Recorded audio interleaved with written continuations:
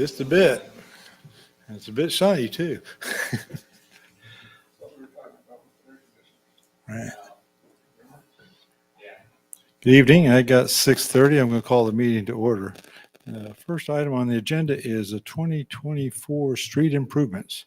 So I think maybe Ann or somebody in the group is going to tell us about it. Okay. Luke with PEC. Hi. It's been a while. Hopefully you guys remember me. So I talked about last year, we put together the 10-year kind of street maintenance plan. We finished off that year. There's still some work to be done, which we'll touch on. So I'm just going to do a quick recap of last year because it'll bleed into this year, and we'll go from there. So last year, if we remember, there was two projects. We had the pavement and curb repair project, and then the microsurfacing project. So this is the locations that we did that pavement and curb repair project. These are all the locations we repaired in Lawn Terrace, all the locations in Pearsons and North Woodlawn, and Bel Aire Village and Quail Ridge, and across Woodlawn at the Bowers addition. So all that work got completed last year. And then the one thing that got left was the microsurfacing project. If you remember, all of these areas got scrub sealed, which is that mass kind of crack sealing treatment. Because of delays of the project and weather, Vance Brothers wasn't able to get to the microsurfacing of these streets. So they put down some more kind of permanent markings on Oliver. If you remember that, they were here presenting that solution. So this year they're going to come back and actually do the microsurfacing on top of that scrub seal. So that will be done sometime in May. We still need to coordinate with them to get their exact schedule of when they'll be out here. But then this year we were going to do some additional microsurfacing while they're out here. So that's why I want to touch on it. They'll be out here. We're going to do some additional areas along with the ones shown here, which we'll get into. So the budget, which Ann delivered to me, was $900K. I think it's closer to $1 million, but we want to be closer to that $900K to give us some wiggle room to work with. So of that $900K, the plan is to kind of refresh all the arterial streets pavement markings. That will cost about $400K. I got quotes from all the pavement marking contractors around town. They're around $350, so we kind of tacked on a little extra buffer there. So it'll be in that $350, $400K range to refresh all the striping on these arterial streets shown in red here. So that's every arterial in your city limits except for Oliver, which will obviously get a refresh with that microsurfacing project. The new Woodlawn from 37th and 45th, we won't touch that. Woodlawn from 45th to 53rd is going to be touched on next. So that will also get new pavement markings, but not shown here. And then 53rd from Oliver to Woodlawn, that'll be covered by that project that Garber is constructing, I think, this summer. So that's $400K of that budget there. Also microsurfacing of Woodlawn from 45th to 53rd. So Vance Brothers, the people who are doing the microsurfacing in May, agreed to do some additional microsurfacing at last year's bid prices. So to microsurface Woodlawn from 45th to 53rd will be around $200K. We need to still get a pavement marking number from them, but that number is pretty solid. We know to do that work, it'll be around $200K. Thought that was part of the original project.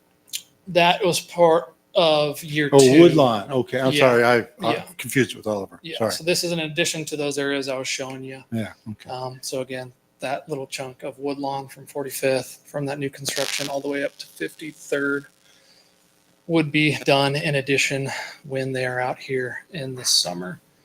And we could potentially do some additional microsurfacing. In year two, we had identified Quail Ridge to be microsurfaced. We took that out, but we could bring it back in. We took it out to make room for that pavement marking. those costs. But we could adjust things. There is some wiggle room. Back when we did the 5-year plan, was pavement marking one of the things that was included in that? No, and I can touch on that at the very end, what was kind of planned. Okay. So that leaves us $300K of additional curb repair and patching, which was requested. And then the neighborhoods to kind of prioritize that would be the Pearsons first, then Lawn Terrace, and then Bel Aire Heights, the south portion of that addition. So we just try to do as much additional curb repair and patching with kind of whatever money is left over there. Again, you could kind of steal from that budget to do more microsurfacing or other things. So there is some kind of play. We can kind of rearrange some numbers if we'd like. Then to touch on kind of what we had planned for year 2 was to do that microsurfacing on Woodlawn, as well as that Quail Ridge, which we took out down there towards the south. One of the reasons we took that out also is because of the work that was done on Woodlawn, and kind of the pain of that construction there to kind of give those that neighborhood a break. So we took that out. And then what was planned was to mill and overlay Lawn Terrace, and then also mill and overlay the collector streets on the Pearsons neighborhood, just the collector. And then the following year was to do the rest of that Pearsons neighborhood, mill and overlaying it, that is. So that was planned. Obviously, you can't just throw in an extra $400K of pavement marking and kind of stick to this plan. So we did have to pull out the mill and overlaying of those 2 neighborhoods. But that's kind of what we're here to discuss, if we want to stick to this plan or do that additional patching and curb repair in those neighborhoods. Was there any place in this 5-year plan, was there a plan to do this microsurfing, or not the microsurfing, but the resurfacing and striping? No, 400,000. no. And I'm not sure where that came from. I don't know, Ann, if you want to shed some light on that. Sure. The last couple of years, I've gotten several complaints and comments from citizens and then just the general public that the markings are getting faded along the majority of our streets. That's the biggest thing that we can do for safety of our citizens, is to make sure we have those markings fresh. That came from me directly because I was concerned about it, especially when you're driving at night. Some of those major roads, you can't see where the lines are. So that's where that came from. Well, and I can appreciate that. It's one of the things I said, we need to refresh this plan, because I know things change as you go along. So, I kind of get that. But I was just concerned. So this refresh and striping, you're thinking of doing that all of 45th, all the way from Oliver to Rock Road? Yes, that is correct. Okay. What is involved in the refresh that you're going to be doing? Basically, you got to grind off the old markings. You can either grind them off or use kind of water blasting, which is what we would prefer. Because if you grind off on old pavement, it can kind of leave some, or it can just look bad. So you got to grind it off, and then a refresh of new pavement markings. That's really all it is. You're not doing anything to the surface really, other than just No, a new stripe. no, it's just putting on what's already there, just a new refresh. And We do have a planned project for 45th Street between Oliver and Woodlawn. So I guess one of the questions I have is if it makes sense to pay to restripe that when we know we're kicking off a project in that space. That is true. And we could potentially also take off 37th Street. Those are in decent shape, and there's a lot of symbols and other striping, unique striping there.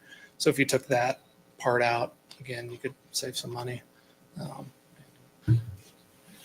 And since 45th Street is not in the tip at this moment, I would suggest that we include it in the plans for the restriping. I did get an invitation for a selection committee meeting for Wampo, so I should be hearing in the next probably month or so as to where that's at, and how soon we can get it. But given that it's one of the major streets, I would just as soon get it done, unless that 45th Street project is going to go in the next 2 years.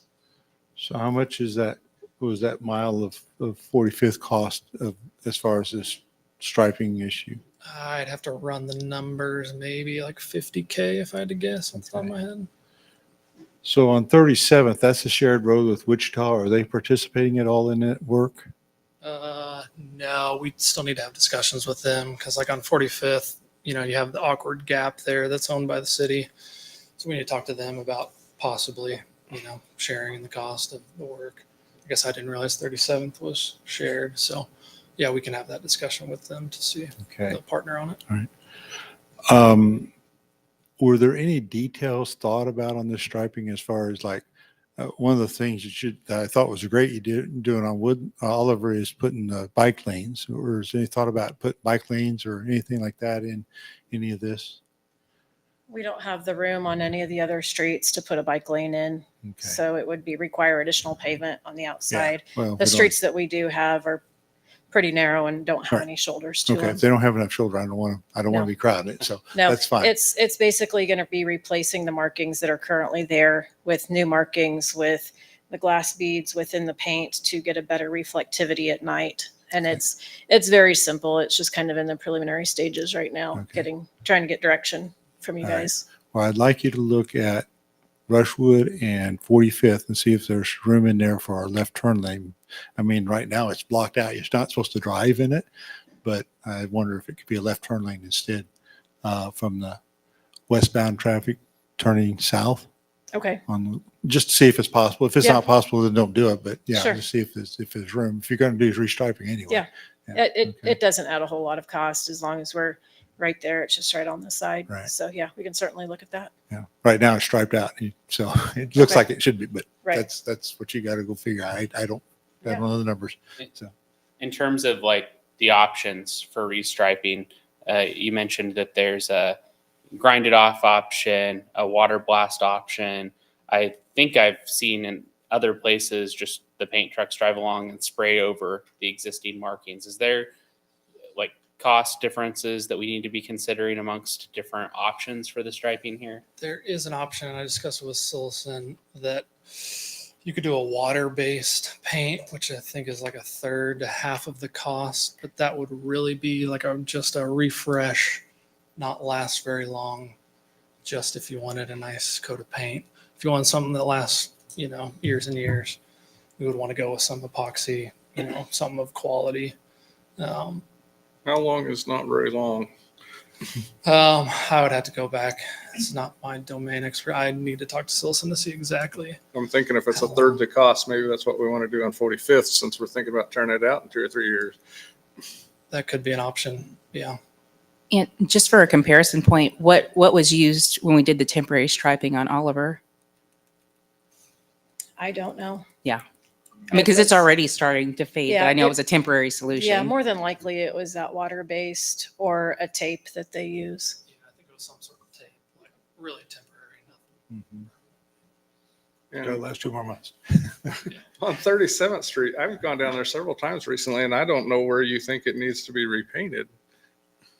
And I think that's one of the locations where we got our wires crossed. It was not my intention to restripe that road. So there's a little bit of savings there. I think it just did not get taken off of the exhibit. Okay. So, but yeah, no, you're absolutely correct. It is pretty good, in very good condition. It really does not need to be restriped at this time. But the rest of the roads, particularly Webb and Greenwich, 53rd is very difficult to see. 45th, there's not a whole lot.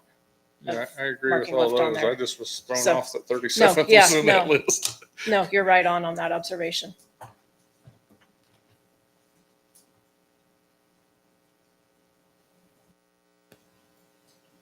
The only thing I'll throw in about 37th is I think the bike lanes look pretty terrible there, like on the north side. So that's just the only consideration, if that's important to us and if Wichita's going to share anything. Yeah, Luke and I can definitely take a look at that and make sure that we drive that route. And if there's anything that needs to be refreshed, we can get that done while they're out here.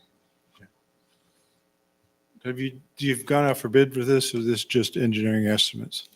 These have not been bid out specifically yet. Luke did contact with Silson and I believe 1 or 2 other companies to get kind of rough estimates, but it does need to be bid out Okay. formally for council approval. Okay.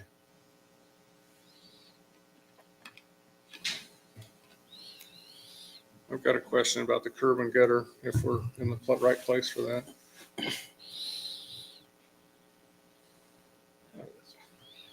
My problem is that it looks like you've got a list of stuff you're going to do along Memphis, but immediately north of Memphis on Auburn, some of that curb is sunk and holds water.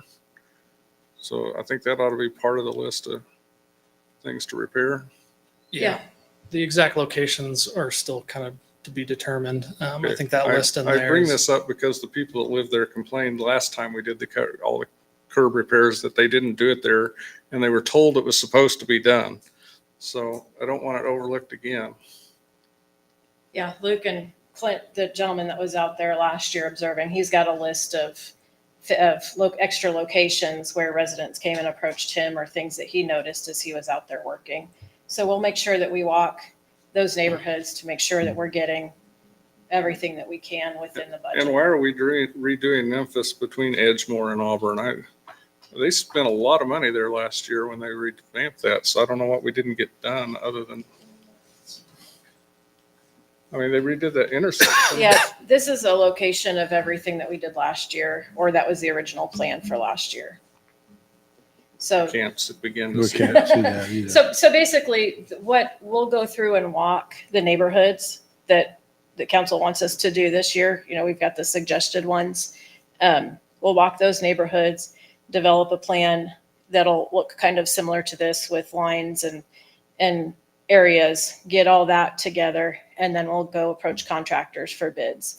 So we'll get the information together. This is just kind of high level, getting council's input on what you guys want to do this year as far as the pavement and patch repair, and then move forward. So specific locations have not been really itemized out yet, but like I said, PEC's got a list of locations from last year. When residents have approached them, we'll make sure those get involved, and then we'll get additional locations as we walk to make sure that everything gets covered. Okay. We just ran out of money last notice year. that I thought it was odd that all the work we did there, we didn't do more on Memphis between Auburn and Edgemore. That asphalt looked pretty sorry to me Yeah. after we got done, and it's like, I thought we were going to fix this kind of stuff. Unfortunately, we had a limit to how much we could spend, and so we tried to Right, and we get as still much do. as we We could always with under do. that limit. We can never fix everything. Right. And that's kind of one of the hardest points is as you're going around, where do I stop? Where do I stop? Where do I stop?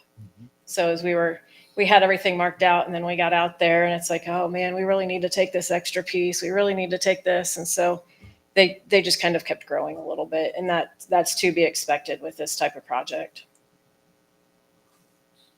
What I think I'm taking away from this presentation is because we need to go do this restriping, we aren't going to be able to do all of the things that we previously planned to do. And so I think that's probably the biggest thing for us to consider is one, do we think that that's the right call to do the striping? And I think it is. I think that the striping is pretty bad and it's an important safety feature. I'd like us to do that as cost effectively as possible. And so if we can take 37th out of the mix there because it's good, and maybe we do the water-based paint on that mile of 45th, that to me makes a lot of sense. That way we're not, kind of wasting money there. And then the other question is, if we look at the rest of our budget, is there something else that we would give up out of the budget in order to take on the remaining projects that were originally planned for this year? Because if we don't keep up with our 5-year plan, we're not keeping up with our 5-year plan, and that's kind of a problem. Yeah, you'll never get over it. Yeah, I'd like Ted's not here to answer I'd like our questions about our financial budget. officer to figure out if we have room in the budget for that But too. Barry, I will say Barry is here to answer questions about the budget. so if you haven't met him, this is Barry Green. He is our new finance director. Is that your You've got it all title? memorized already and you can answer that question, right? Okay. We don't ask much. Come on. So what I would like us to think through is how can we phase out our markings over a 5-year plan? So we're doing a little bit every year instead of doing it all at once. I know they're really bad, but maybe we prioritize and do the worst this year in the next category next year and kind of split it up a little bit. Well, what I don't know is what are the economies of scale on pricing Sure. on the markings? Are we going to pay 3 times Sure. as much if we do it that way? And how long is that marking supposed to last? Right. That's a key consideration. I think because then we could put it into our 5 or 10 year plan where we're doing 25% of the city or whatever the I number think- is. Yeah, I agree with that. I just think whenever you touch an arterial road, you should plan to put good striping on it at that time. And I think that's what you think in terms, but so I don't know if there's any thought, and I'm not saying that there should be, but I don't know if there's any thought of doing like redoing the surface on 45th from Woodlawn to Rock Road. I don't know if it's any time when that's planned. It's not terrible, but it could use some work someday, but And maybe we- yeah, if it's 2 years away, well, but I'm talking about Woodlawn to Rock, not Oliver to Woodlawn. But so Oliver to Woodlawn, we're looking at rebuilding, hopefully next year, but Woodlawn to Rock, I don't think there's any plans to rebuild that. I don't think in it's the in near that future. bad a shape.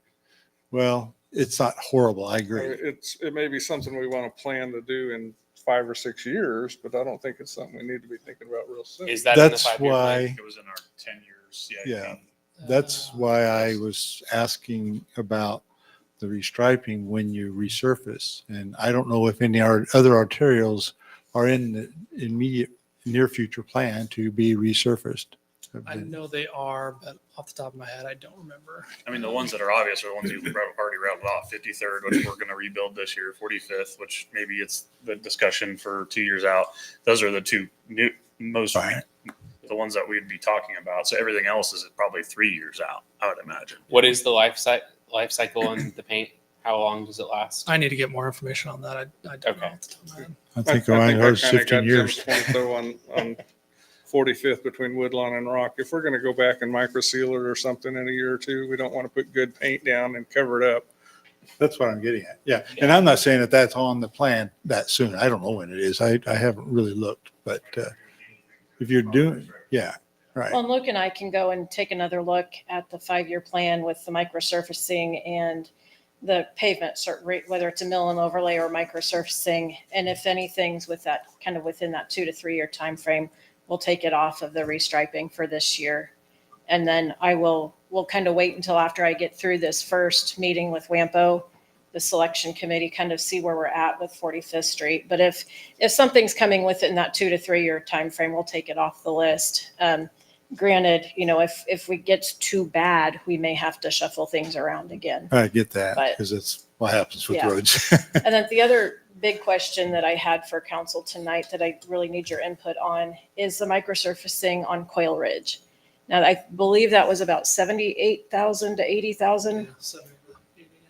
Do you want us to pursue that, or do you want us to leave that alone and use those funds for additional patch repair, given that Woodlawn is still ongoing?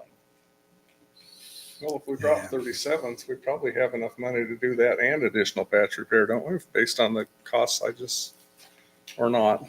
I mean, it's all just kind of a juggling act. What is not, we'll come back to you with bids, but I need to get kind of priorities Yeah.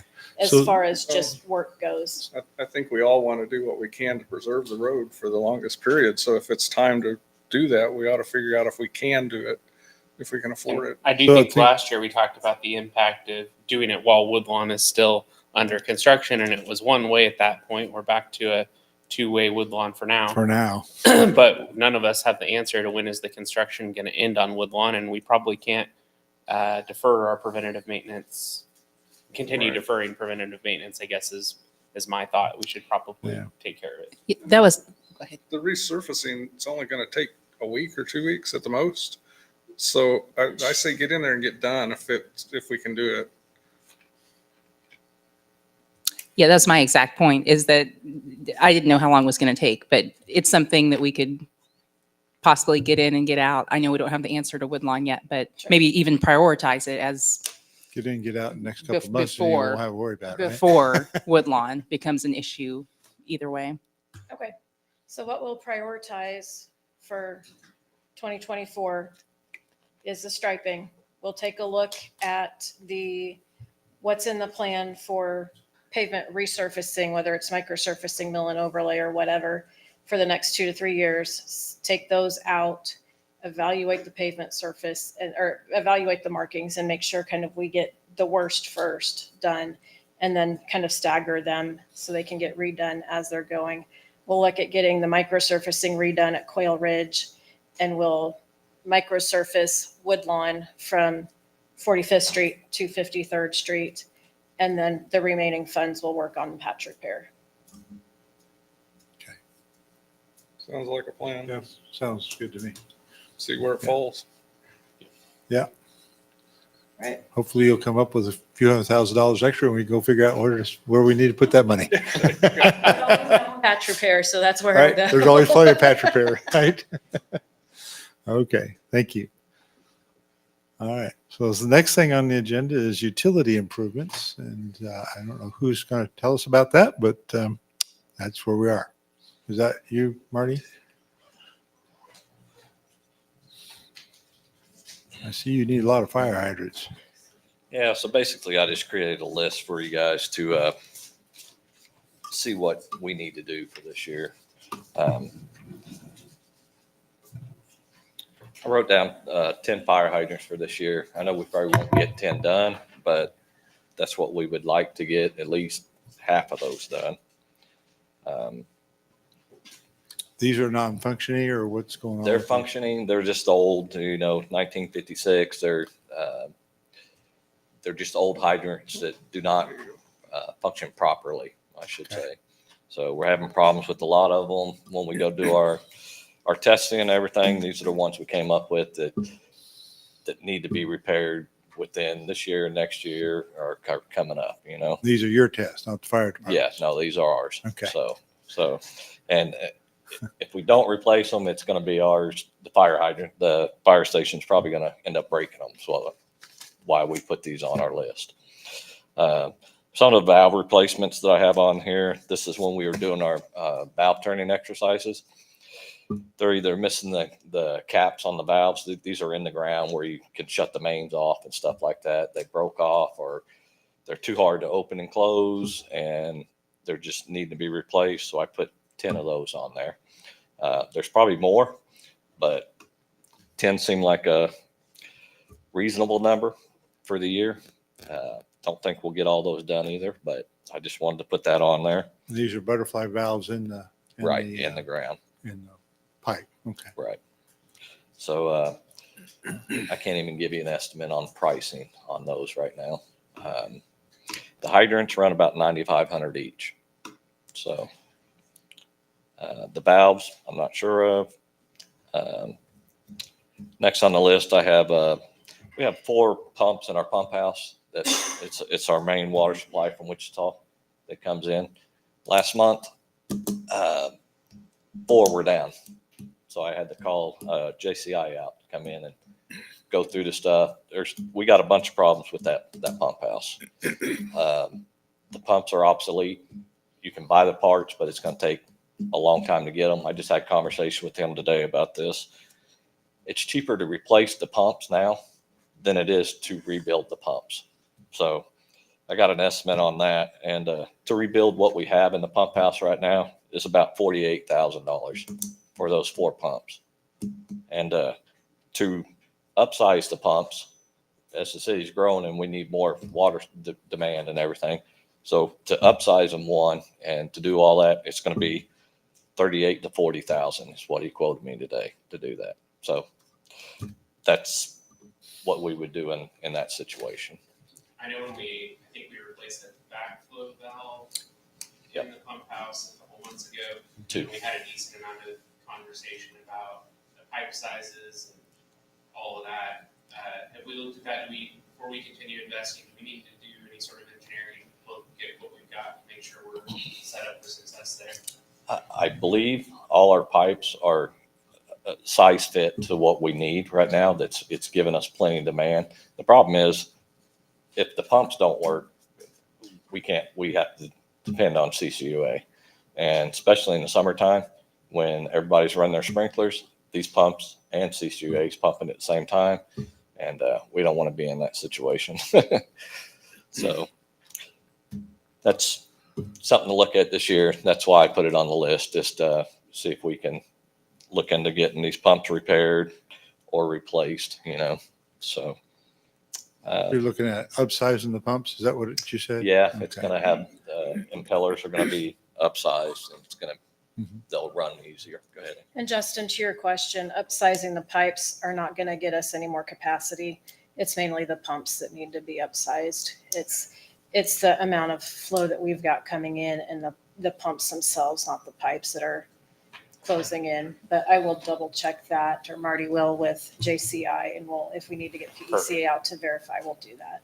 That That makes way, like that makes I a lot of said. sense. That's what I expected you Yeah. to say. It just you don't want to go buy a bunch of expensive pumps to then next year come back and say, actually, we need to redesign the pump house, and now we're not going to use these pumps.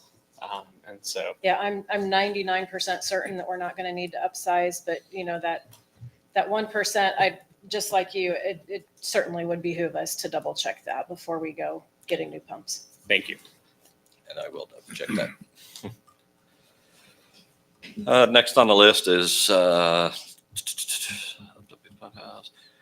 just have 3 water lines that I was wanting to do this year. Actually, we were wanting to do last year, but we had to put it off because we're doing the 47th and the Hanover project right now. So kind of bumped it back, and then I added these 3 lines on there. If we get to them this year, at least one, that would be great after we get done with the Hanover project. If we don't get to them, we'll just bump them back another year. So These are in the right of way, not under the streets, I hope. I believe so, yes. Especially Because Baton. we just replaced Baton a couple years ago. I hope you're not digging it up. No. So, and I can't give you an estimated cost on those water lines because I haven't measured what the footage is and what it's going to consist of and all that stuff. But I just put it on the list so you guys can be aware of that. They put a new sewer camera on there, so I'd like to explain that a little bit. Every year we have either JCI come out or Mayor come out, and they do sewer and cleaning and cameraing, and then we have the televised information, and we find out if any lines are collapsed, what needs to be replaced, anything that's wrong, they find out. So I was talking to Ted, and I believe I was talking to you, Ty, about this, about a sewer camera. And so I put an estimate on 20,000 on there, but to be honest with you, I don't know where I got that price because it's a lot more than that. I think that was when we were looking at just a hand push camera. What we want to do is do the same thing as JCI does and Mayor.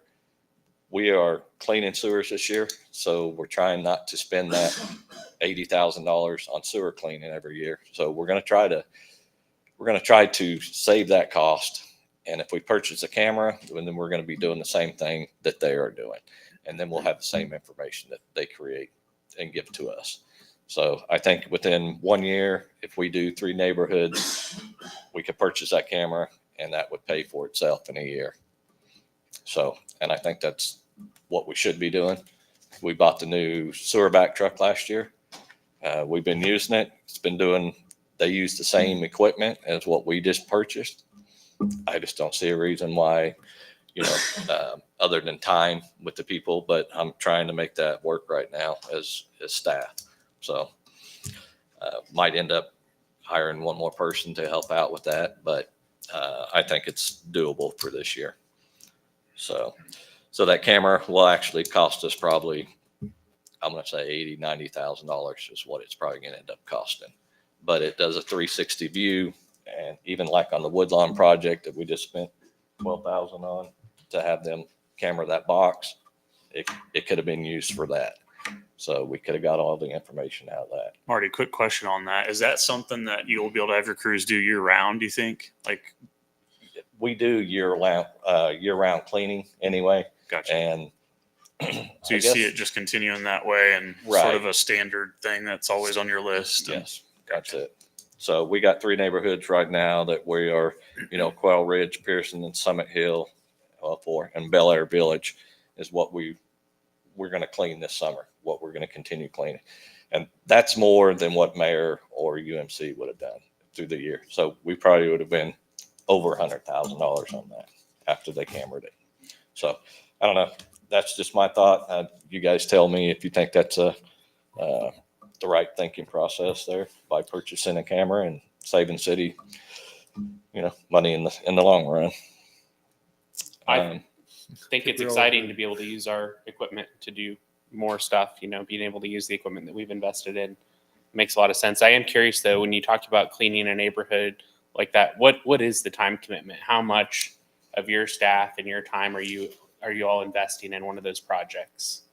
I got 2 guys, so, and it's consists of 6 or 8 hours a day. So I put those 2 guys on that. That takes 2 guys off of any other project that I got going on. So that puts work on the other people. But And will that be like for the whole summer, or is that for a couple of weeks? Or what I plan on doing this year, and I think it's doable with the neighborhoods that I marked out here, was 1 week doing sewer cleaning. The next week we're doing street repairs, trying to stay up with the 5 and 10 year plan. And then next week drop back off. So that's the plan. I'm going to try that out this year, and okay, hopefully it works. I mean, like I said, we got on Indeed, we just put up 2 more people for temporary people, and I can utilize those in the summertime for mowing and doing other projects, and it's working out pretty good. So, let's see. So a big one is a sewer easement machine. So right now we have a sewer easement machine that I guess they've had there for like 25 years. That machine is critical for cleaning sewers every day. So like yesterday, they started cleaning sewers. It broke down. They brought it back to the shop. I had to tear the carburetor off and work on the carburetor a little bit, get it up and running again. Finally got it up and running, sent it out the door. But without a sewer easement machine, we're not cleaning sewers. So we can run a line, but we can't run it in somebody's backyard. So that machine actually goes in people's backyard. Then the line from the truck goes to that machine and then down into the hole. So I put a new sewer easement machine on there, and that's like a $68,000 purchase for that thing. And that's just one estimate I got, but I wanted to give you guys some kind of number. And that's the newest and the greatest. The legs go in and out, and so they go in between the fences and all that good stuff. So just wanted to throw that number out there too. So we'll try to make this other one work as long as we can, and continue doing what we're doing. and is that machine used for things other than sewer cleaning? It is or not. just for sewer. Just sewer cleaning. So for the sewer cleaning capability, you need the vac truck, the camera, and the sewer easement machine, kind of all 3 pieces of equipment. That's correct. And that would put us in the same market as, what we've been paying for the last, who knows how many years. So, we got the Rock Road Lift Station, 53rd. There's 18 manholes that we talked about last year, from Rock Road to 53rd Street. Those manholes were deteriorated, and we put that on hold last year, and that's something we need to look at this year. Been working with Ann on that. I think Donlinger has, can't remember the name of that product. I don't remember, but it's a different kind of product that we're using for the manholes. That's something I want to look at this year too, and get bids on, and then we have another option if that's too expensive.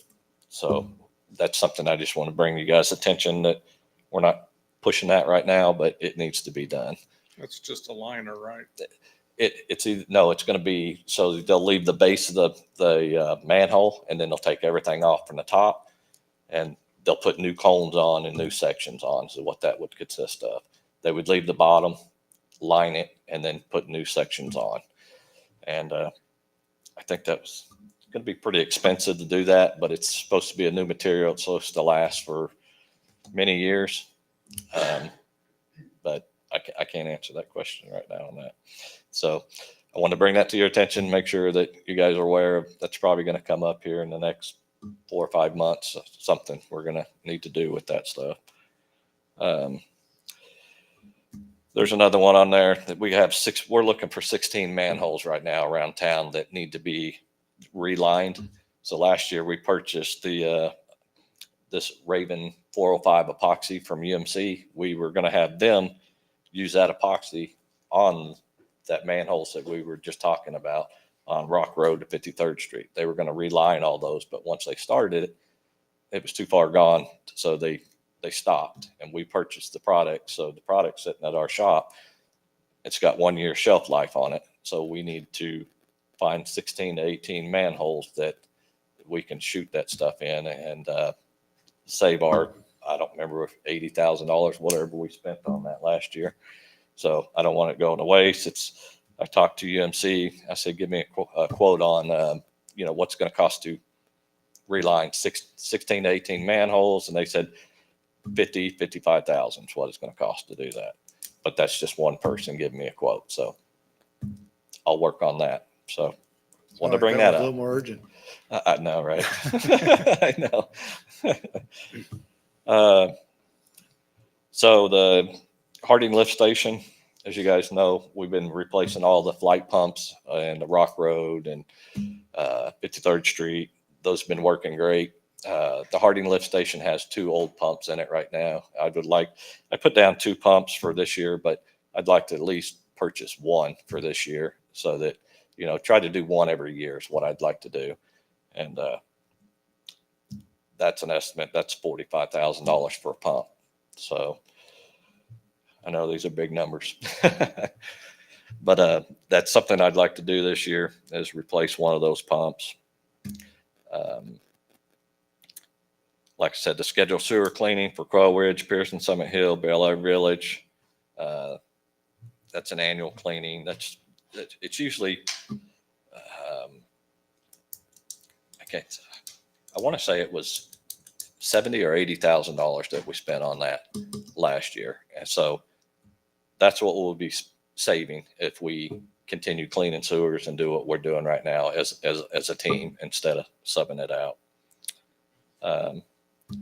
I do want to schedule, at least on the lift stations, I want to schedule 1 cleaning a year instead of 4 cleanings a year.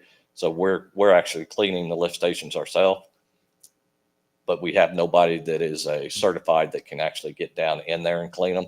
So we are sucking them down, cleaning them out, sucking it back down, and getting them pretty clean. But at the end of the year, I would like to have UMC or mayor come in and do their annual inspection, which is about $60,000.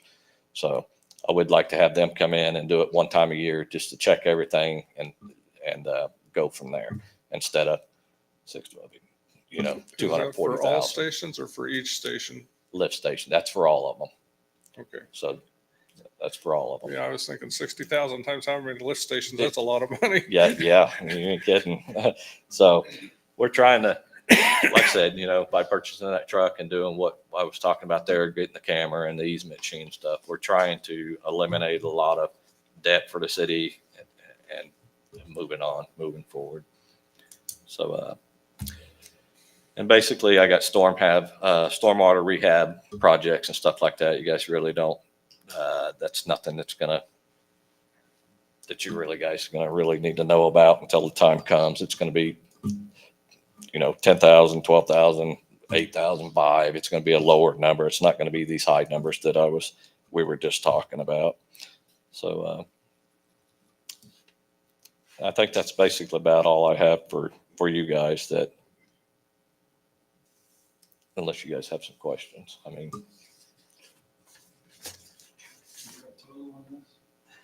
no. I have, He has a You budget. didn't want us to faint. no. He has a budget.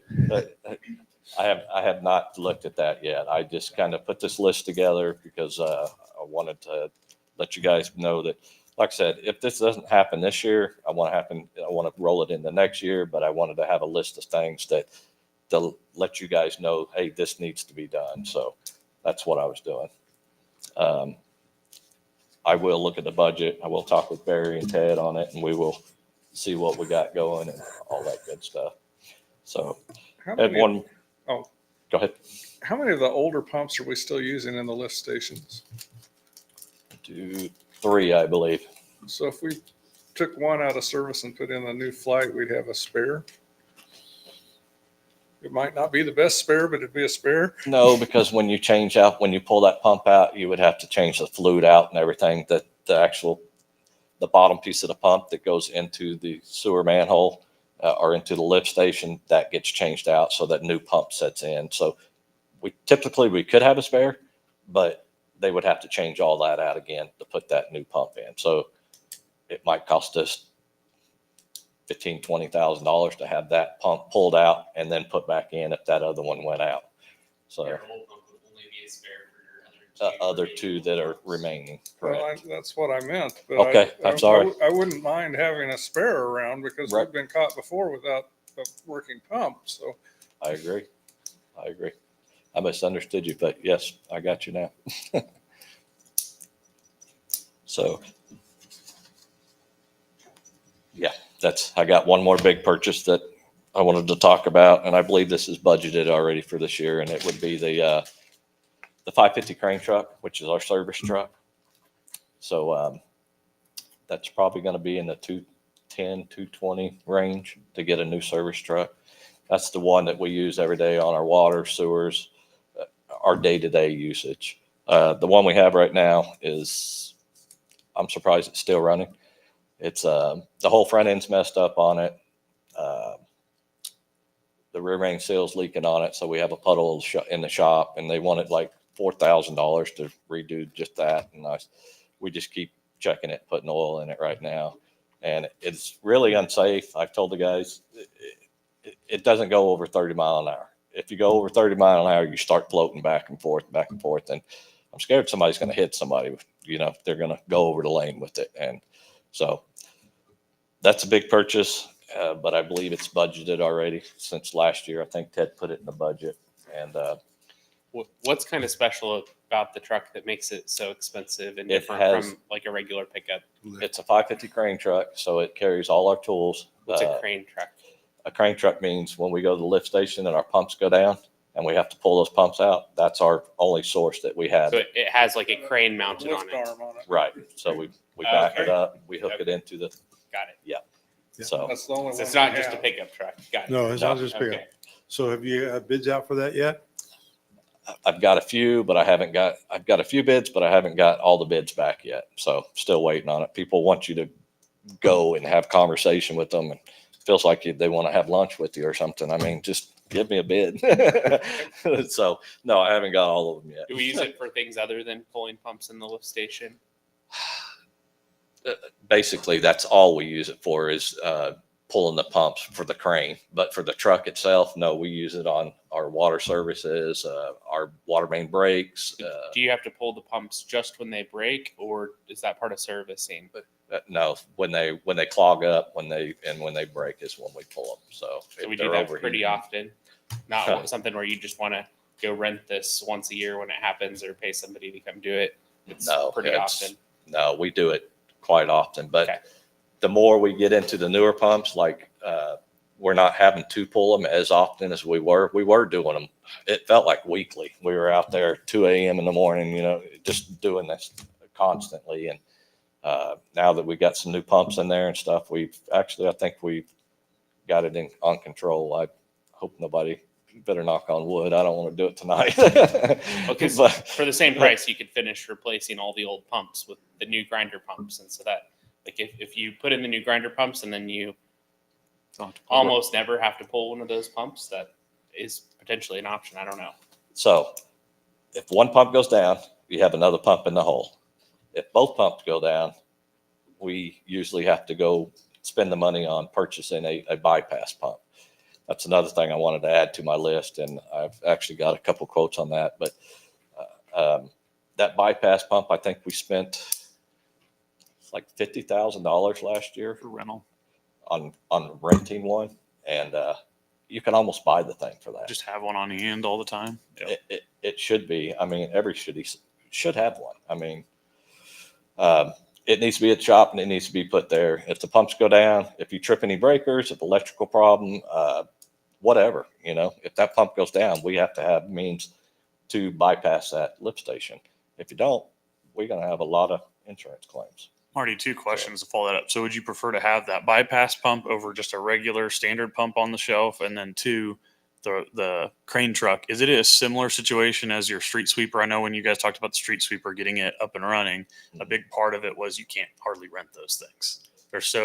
There's such a premium on them, and nobody's going to rent them or lend them. Is the crane truck the same way? Like if you were to have to call somebody right now, if yours broke down, Would you be able to rent one right now?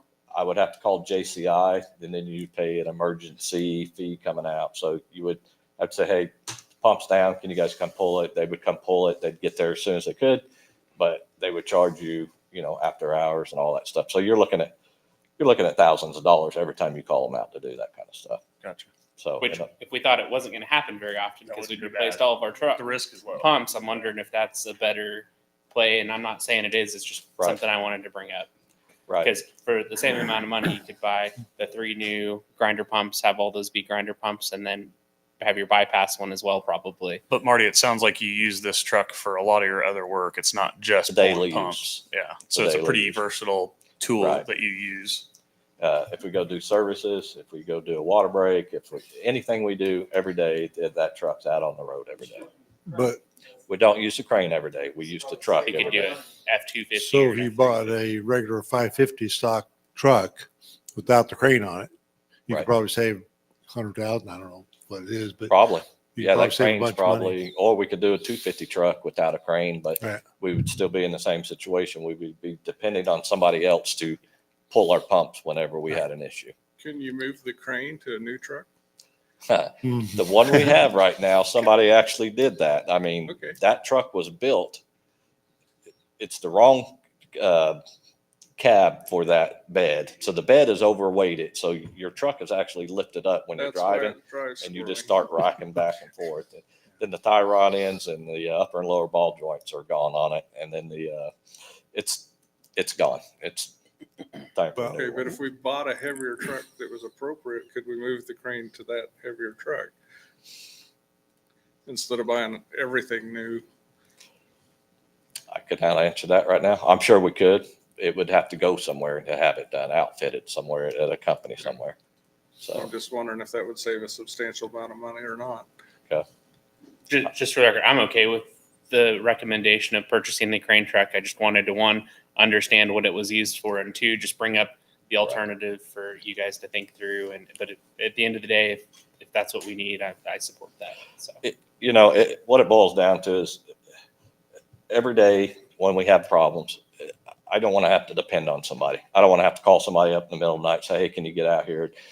I want our guys to be able to do whatever needs to be done.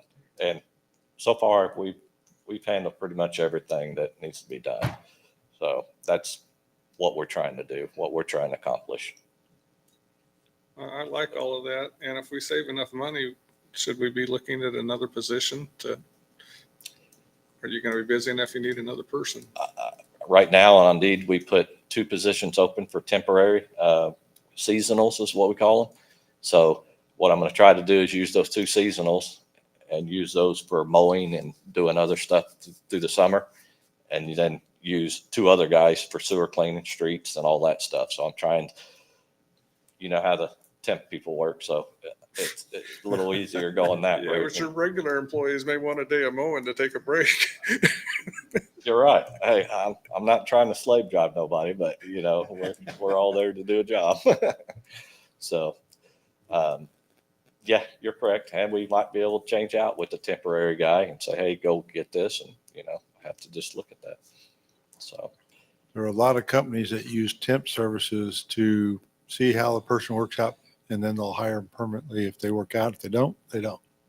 that's, yes. I'm not saying do that. I'm just saying there are a lot of companies that do that. that. I had this conversation, and I think what it ended up was saying, let's do a seasonal, because I think you have to pay the company plus an insurance and insurance and everything to the temp service. So I think it's better to hire somebody seasonal.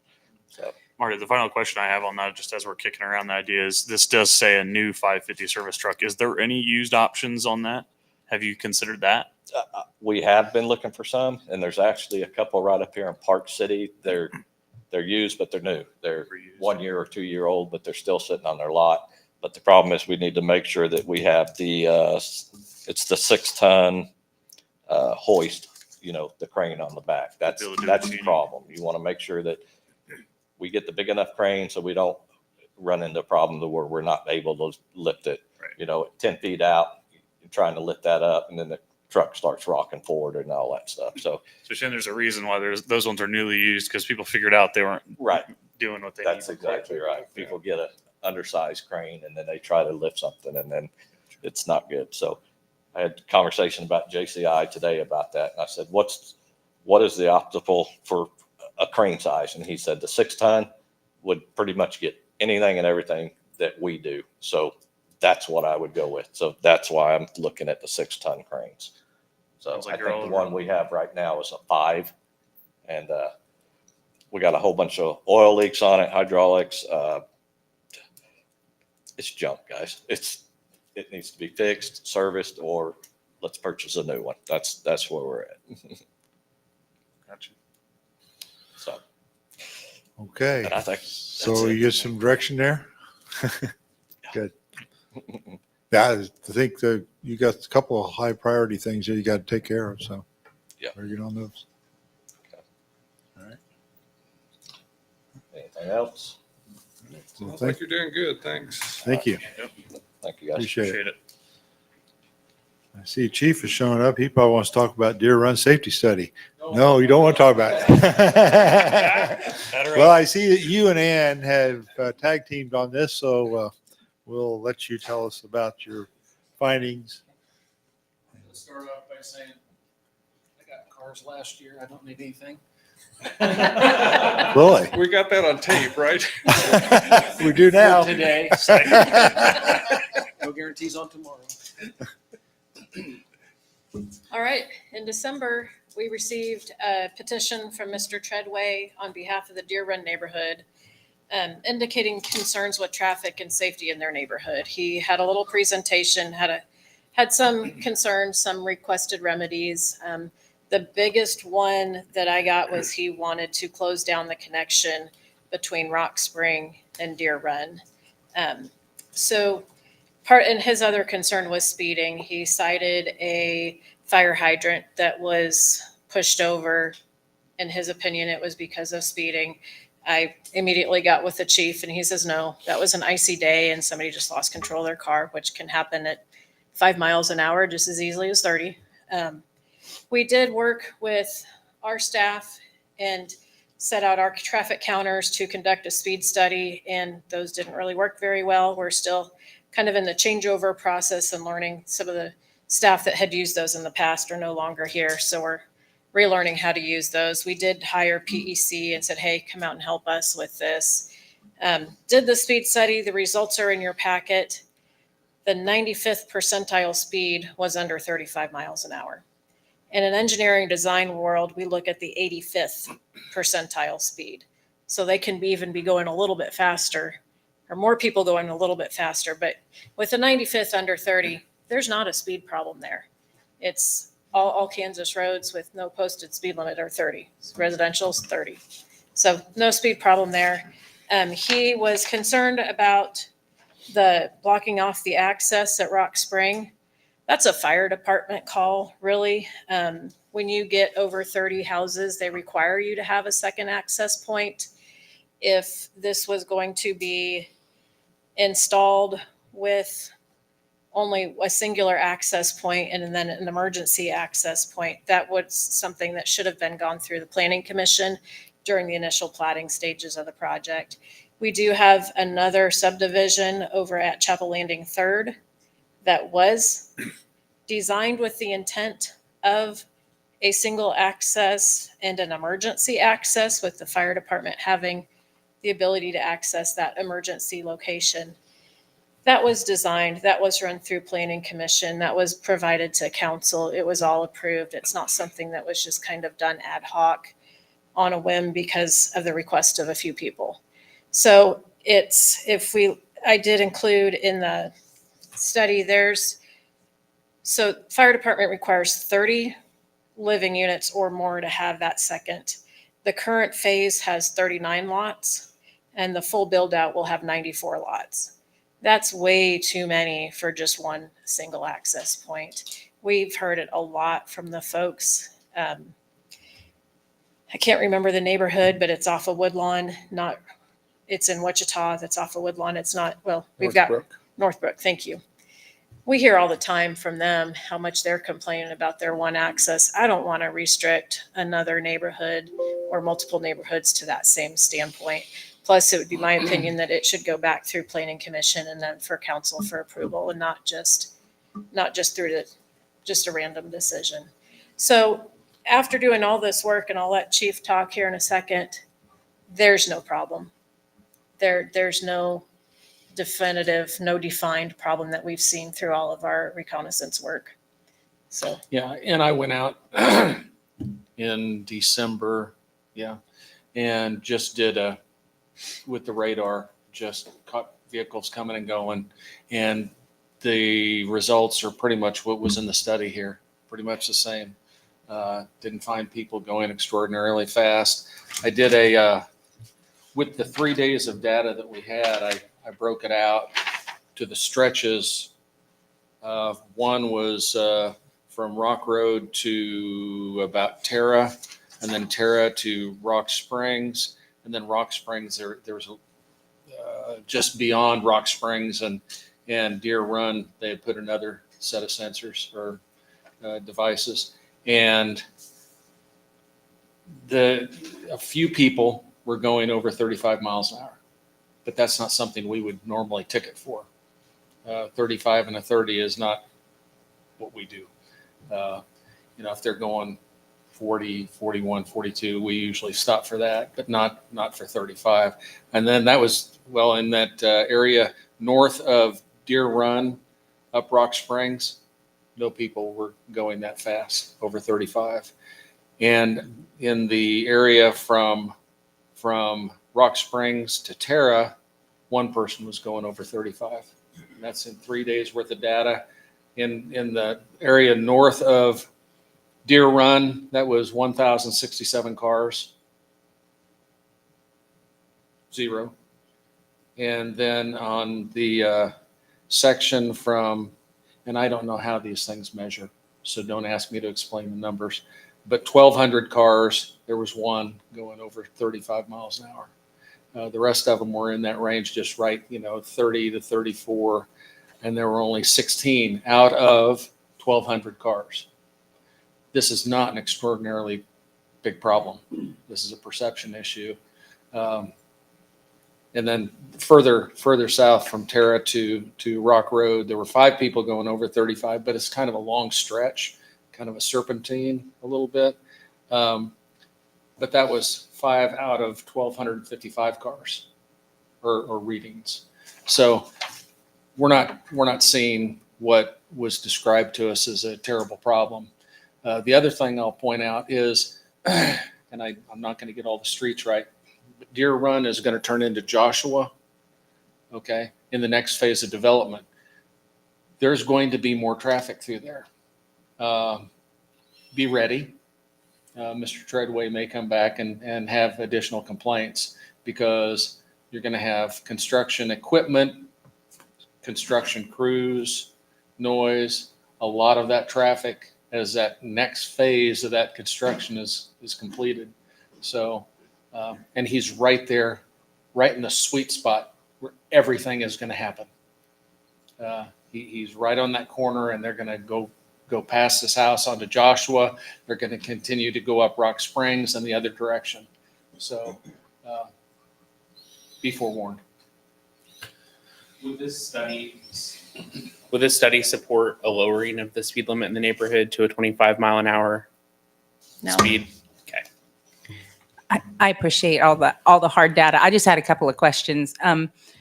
So the whole room was full. So multiple people were concerned, but then when you look at the data, I mean, like the first option, we can't close anything down because of fire safety. And I didn't seem like from the data that we should lower the speed limit, but is there anything that they can do maybe as a homeowners association, like putting a speed bump in or anything in terms of they could purchase one of those radar signs like what's on Woodlawn right now where people can just like be more mindful? Is there anything they can do as a homeowners association to address, their concerns? Well, I know you said the room was full. There are only about 8 homes that face Deer Run Right. that would be impacted by people driving past. The rest of them are deeper into the neighborhood, Mhm. especially right there along Deer Run on Terra and Dublin. sometimes people come and support their neighbor who is upset about something. Right. They don't really feel it, but I'm going to support you. No, I get that, but to give up their Tuesday night, you know what I'm saying? I mean, they live there every day. That's what I was wondering if would it be a possibility? What is like the procedure if a speed bump goes in somewhere? If it would make, them feel better. If you have a speed bump go there, be prepared to have speed bumps requested. Everywhere. And that's where I was getting, because we get a couple of questions, when Highland opened up north to go in the back of Iron Gate, and just giving it time and seeing how it goes. But then, I go in off of Kruger, off of 45th, and I'm like, the speed limit says, these are just general questions. It says 25, strictly enforced. And then there's that stop sign there at Batten. Are those just random decisions that councils have made in the past? Okay, to try to address somebody's issue at that moment. Yeah. Okay. And you guys obviously are not fans of that, because then everybody's going to want it. Well, I've advocated for moving that 24 or 25 mile an hour speed limit for that one little section of our city to 30, so it matches everywhere else. Mm-hmm. So, Okay. because it's truly, there may be a 3-way stop there, but it's still no different than any other section of our city with people who are elderly walking, their dogs, kids playing in the neighborhood. It's just the same as every other area of our city. And then I guess my next one more question here. What about the, as that fills out, do you tend to see that become traffic calming as it's not so wide open and people don't feel like they can gun it as much? Whereas maybe counterintuitively, as it fills out, people slow down as it gets more filled out back there. I wouldn't say that. Okay. Thanks. That just asks for a lot of speculation. Yeah. Because it goes along with the design of the street and the flow, how people feel that they can travel. On a straightaway like Woodlawn, we have people, put the pedal down. But when you have a serpentine and some curves, people tend not to go as fast because they've got to be prepared for the next turn or curve. So those turns and curves are actually traffic calming, where that's not the effect on a straightaway. And you correct me anytime I get something wrong. One question I had was, when you guys did the study, like the time of the day, the week, was it during a holiday? So the data is clearly saying there's not a problem, but is there something that could have impacted your study that would suggest this data could potentially not be representative of the norm? Yeah, no, they Every day for did the 2. study Tuesday through Thursday, the week of February 20th through the 22nd. Perfect. So it was the middle of the week, which is when you want to do a study. Right. It was when school was in session. 24 There was hours. nothing out of the ordinary, and Right. they were 24-hour counts. I appreciate you saying that. I just wanted that to be shared for the public Yeah. to understand that this was done during a time that you'd expect a normal traffic pattern. And also, I appreciate the comment about if you're near a side street or an intersection, that the perception of traffic is going to be a little different for that homeowner versus somebody that's on a straightaway versus somebody that's in a cul-de-sac. There's a lot of factors, I think, that probably play into a personal feeling of traffic. So I think that is something to take into account, but it's certainly not something to change our speed limits and change all these things for that one specific property or one's perception. But I did want to make sure the public understands that the study was done during a normal There is traffic time. one kid that lives in the neighborhood who I think has been a problem, who has probably been the problem. He's blowing a couple of engines in his car now. I think it's still down right now. So we haven't had anything for a little bit. But if he ever gets it fixed, we'll probably get another complaint. Well, And- so the only other thing is, the study shows that there's not a problem with exceeding 30 miles per hour. 30 miles per hour can feel pretty fast in a neighborhood in and of itself. As I think about myself driving the long road, into our neighborhood, if I were going 30 miles an hour, like that feels really fast. And I try not to go 30 miles an hour. I think you'd be in somebody's house if you did that in your block. Right. 30 miles an hour is really get up to fast. 30 And there. so I agree that the study shows that there's not a problem with 30 miles an hour. And what I don't want to do is I don't want to have, one random street be 25 and, one be 15. But maybe there is a bigger question on 4 neighborhoods in the city of Bel Aire. Is 30 miles an hour the right speed limit or not? And And for the speed bumps, speed humps, what else would there be? Speed troughs. Yeah. Get Yeah, those too. there are those too. Thumbtacks. They're really more problem than what they're worth. And I'll tell you that the fire department hates those, all three of those, because you get those big trucks with, Yeah. tons of equipment. Just, they can't make it to a call. They've got to slow way down, and more than we would slow down in a car just to get over those, and then continue on to their call. In downtown, they've actually elevated full sections of the road, not had the bumps to make it a little bit more Right. doable for bigger trucks. But Those feel like you're on a roller coaster when I'm going Right. over those. I don't care for those. Yeah. either. Have Um, you shared all this information with the neighborhood? Okay. No, this was just provided in the council For you. packet, so it's Yeah. available on the online under the council packet for everybody. We can certainly send a copy to Mr. Treadway and the signers on the petition. I think we need to put a plan together how to communicate this with the homeowners over there. Is that a homeowner association that he represents, or is it I don't know I mean, you if had I think that it was just a petition. grouping of neighborhoods. just a grouping of neighbors? The neighbors. Okay. Yeah, we need to talk about, maybe not necessarily in the meeting here, but we need to talk about how to get this communicated to them and get that out. I think he was the grassroots organizer. Yeah. Okay.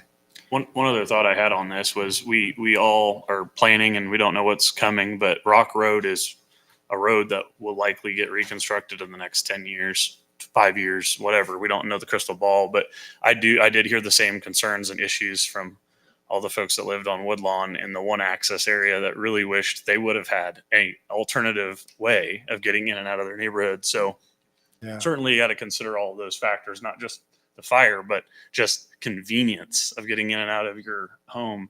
I think that they will likely not appreciate the people that wanted this change, but I think that is there's a value in itself of having an alternative entrance exit to your neighborhood, regardless of safety, just convenience. So Woodlawn has taught us a lot of lessons, that being one of them. sure. Okay, well, I appreciate your working on that and getting all that data together. I know that's a Very lot thorough. of extra work out of your job, so appreciate that. Thank you. I don't have anything else on the agenda. It says other. So do we have anything else we need to talk about other than the clock is an hour off, but we'll fix that? Yeah, I was gonna put that on Ty's list of things to do before he left. Oh, yeah. I thought we were getting done quick. The only other thing I had, Mayor, is, I had sent out an email about the possibility of maybe a special meeting. And so just wanted to gauge interest tonight if council would like to do that, and a day and time, if so, since we're all here together.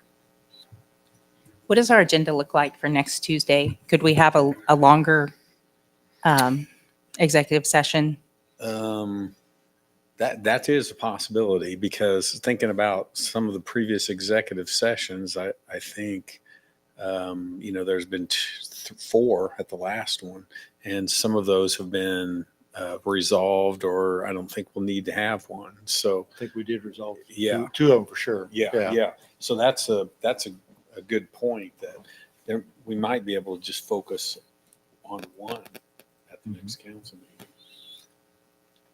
I think that might be a preferred way to go. Okay. I mean, unless council thinks otherwise, but that's kind of what I'm thinking. If we think there's a need for one, I support having that. I'm not sure exactly what the agenda would look like for that, having missed the last meeting, but Ty, my comments on that is unless we had new information on timelines, on cost for some of the stuff that I think we want to talk about, that I don't know that we would have a need for a special meeting. I don't know that we'd have decisions to make. If we can get it in on an existing night, that's the ideal, no doubt. Okay. And that's been, I think, the issues. We've had 4, it's been most, sometimes it's 3. Executive sessions, and After the meeting. Yeah, well, we did them all in 15 minutes. yeah. So was so the if amazing we had part. to have That's just an one, anomaly, though. we could do that. a longer period. So, Okay, very good. Anything else we need to discuss tonight? If not, I guess we're dismissed. Everybody have a good evening and a great week, and we will see you in a week.